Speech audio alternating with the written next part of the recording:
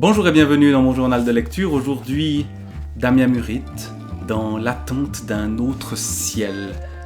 Un livre très court, comme le sont tous les livres de Damien Murit, publiés aux éditions d'en bas.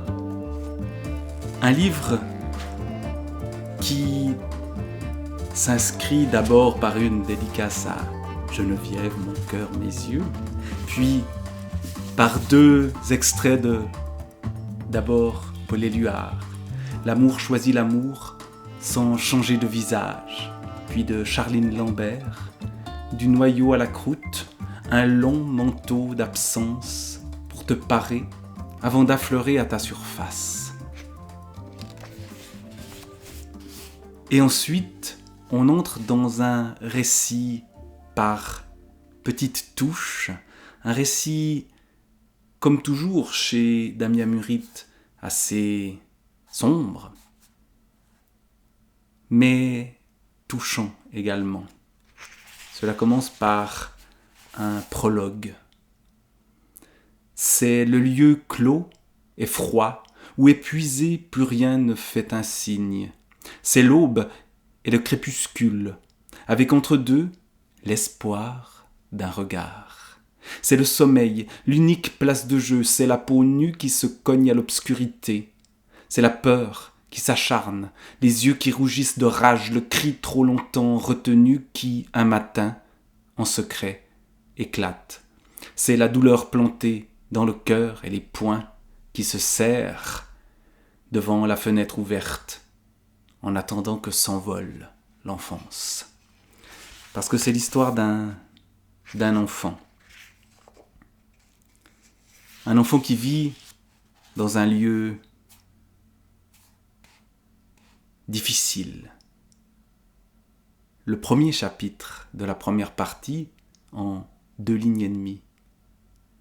Une tour grise de béton. Et à l'intérieur, derrière une porte du 13e étage, un enfer invisible.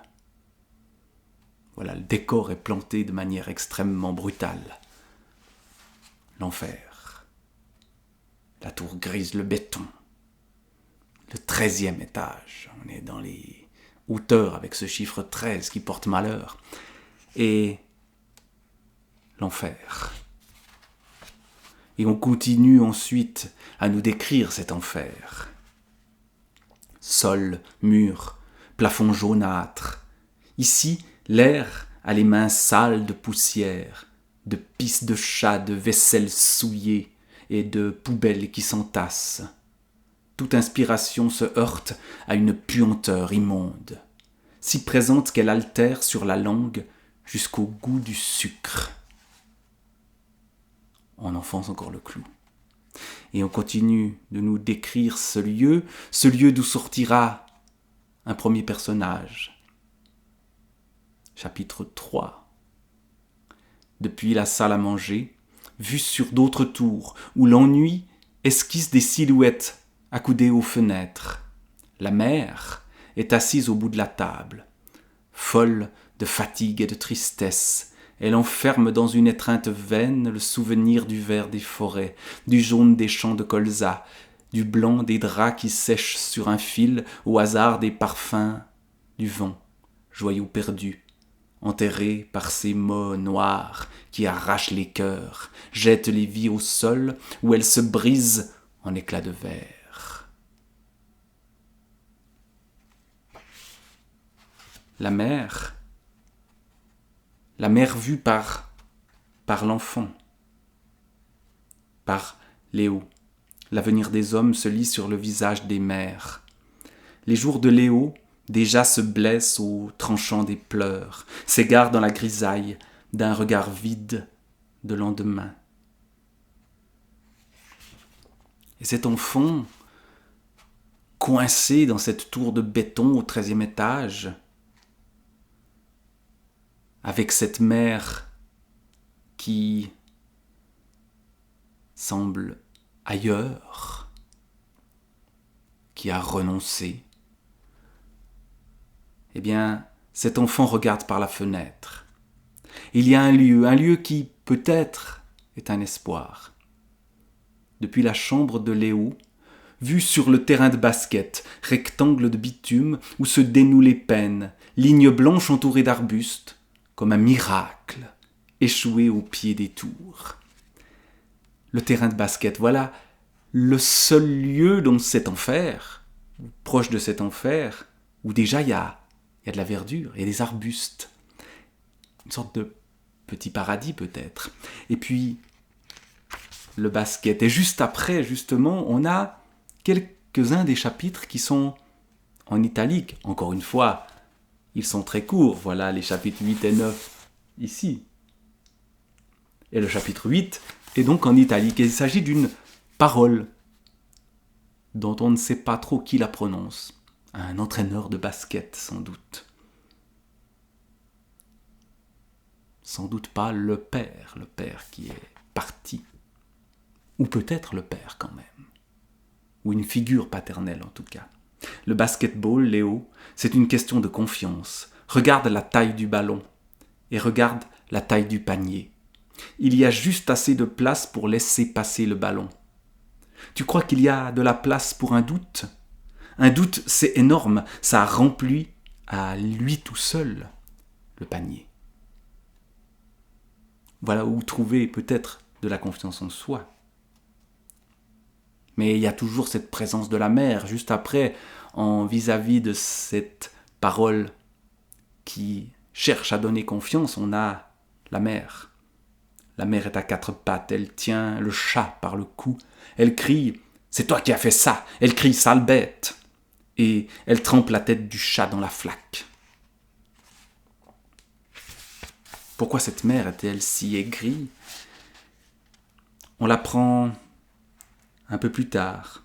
On l'apprend sans doute parce que cette mère est seule, comme beaucoup de mères aujourd'hui, parce que des hommes s'en vont.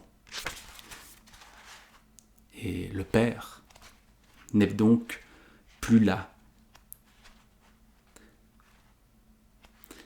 Et la mère ne supporte pas le départ du père. Chapitre 26. Encore une fois, extrêmement court, 4 lignes. Le père avait dit « Je m'en vais ». Le père avait dit « Je ne t'aime plus ». Il l'avait dit sous les glycines, le dos tourné, comme on se mouche.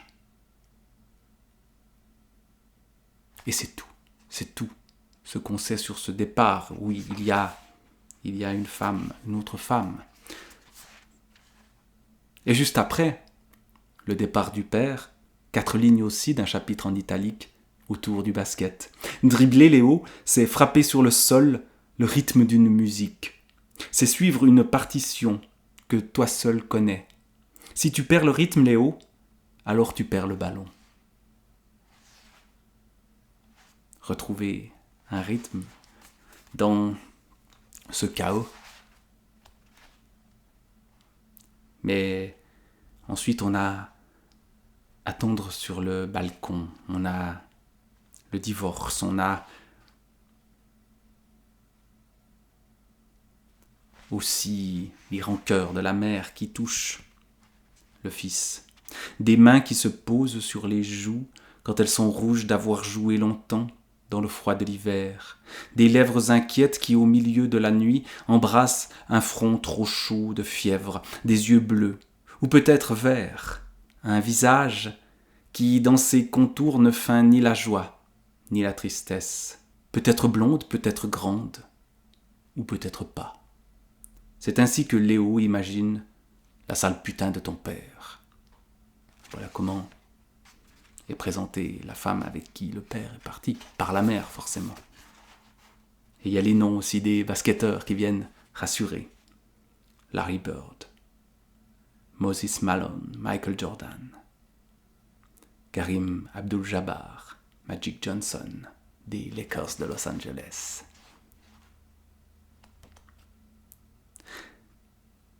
Et cette enfance donc se passe avec cette mère qui maltraite le chat, avec ses tours de béton, avec cette ouverture sur le terrain de basket. Et il ne se passe pas grand-chose de plus. Et il y a une tentation de l'enfant à la fenêtre du 13e étage.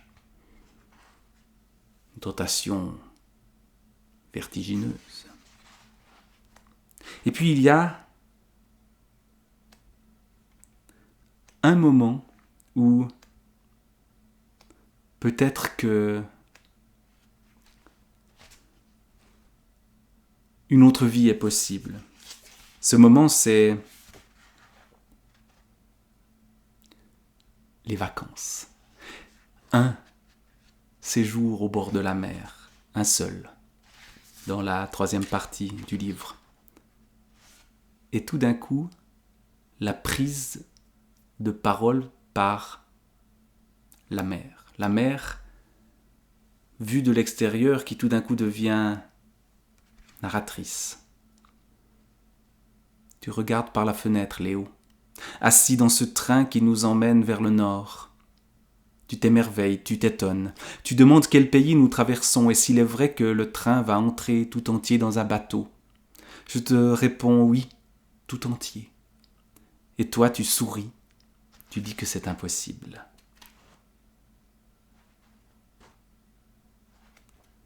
Et il y a donc quelques pages d'apaisement, d'espoir. Mais il y a le retour.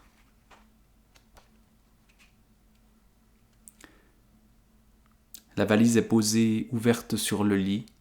Tu t'assieds sur la couverture. Tu me regardes, tu me souris. Et puis soudain, entre les maillots de bain et les crayons de couleur, tu me demandes quand nous irons chercher le chat. Je ferme les yeux. Dans ma tête, j'entends bourdonner des guêpes. La mère aussi avait revécu pendant ce séjour au bord de la mer. Et puis, la 4e partie arrive octobre. Et avec lui la pâleur d'un soleil qui, sur la ligne d'horizon, s'agenouille. Et la grisaille d'un ciel trop lourd, dont les brumes, partout, déversent leurs flots d'amertume.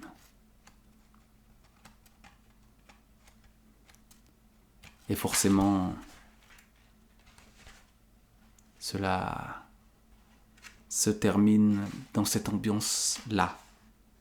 Un livre qui touche par sa radicalité dans l'expression brève, dans quelque chose qui crée une ambiance, au fond, avec très peu. Avec très peu, on est complètement plongé. On est complètement aux côtés de Léo et de sa mère dans ce 13e étage sordide dont il est prisonnier. On est complètement avec lui